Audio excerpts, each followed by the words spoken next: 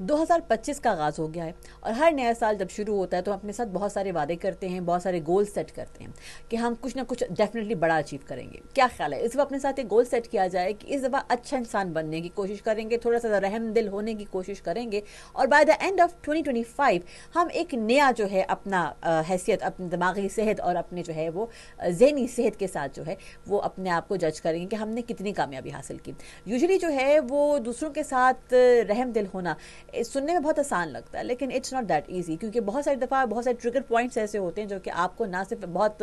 Biased अंदाज में, eight times unbiased अंदाज में ट्रिगर करवाते हैं। गुस्सा आता है, तंगी होती है, लेकिन ट्रस्ट मी, अगर अपने इस गुस्से पे कंट्रोल कर लिया जाए और हो सकता है कि दूसरा बंदा जो कि आपको तंग कर रहा उसकी भी कोई मजबूरी को सोच लिया जाए, कहते हैं ना मार्जिन दे देना, तो इससे जो है वो आप दूसरों का नहीं बल्कि अपना ही भला कर रहे होते हैं। तो आइए इस साल कोशिश करते हैं कि हम ये साल यानी कि बाय द एंड ऑफ 2025 एक बेहतर इंसान की सूरत में अपने आप को सामने ला सकें।